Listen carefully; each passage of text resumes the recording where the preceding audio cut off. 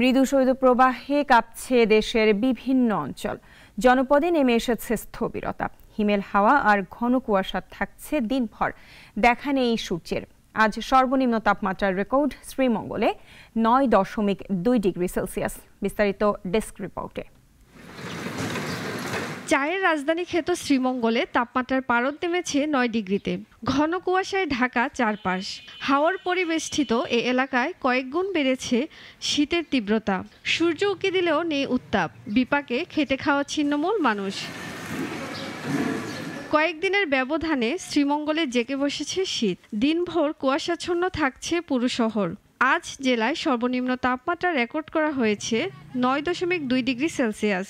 শীতে আমাদের অনেক কষ্ট হচ্ছে ঠান্ডাতে। আজকে 4-5 দিন ঠান্ডা, অনেক ঠান্ডার কারণে আমরা কাজ করতে পারি না। এই ঠান্ডার মাঝে সকালে 7টার সময় আমরা কাজে যাইতে হয়। আমরা কাজ করি, আমরা শীতের কোনো খাবার উপর কোনো বর্ষা নাই। বাচ্চা করে ফেলাই যায়।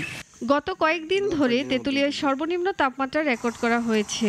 আজ তাপমাত্রা কমে 9.4 ডিগ্রিতে পৌঁছেছে।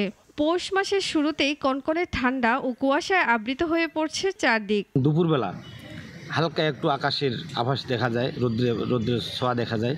আবার রাত্রে মাগরিবের পরে আবার সারা রাত শীত থাকে। এখানে সকাল থেকে সন্ধ্যা পর্যন্ত আমরা বের হলেও এখানে শীতের কাপড় নিয়ে আমরা বের হই। বিপাকে দিনমজুর চা ও পাথর শ্রমিকরা। জেলার ছিন্নমূল মানুষের রাত কাটে এখন অসহনীয় দুর্ভোগে। সর্দি, কাশি ও শ্বাসকষ্টজনিত রোগে ভুগছেন শিশু ও বৃদ্ধরা। উত্তরের জেলা দিনাজপুরে আজ সর্বনিম্ন তাপমাত্রা রেকর্ড করা হয়েছে 9.9 ডিগ্রি সেলসিয়াস। সূর্যের দেখা মিললেও কমেনি ঠান্ডা। এ অঞ্চলের মানুষ ঠান্ডাকে উপেক্ষা করে কাজ করছে মাঠে। সুলতানা মরিয়ম, নাগরিক।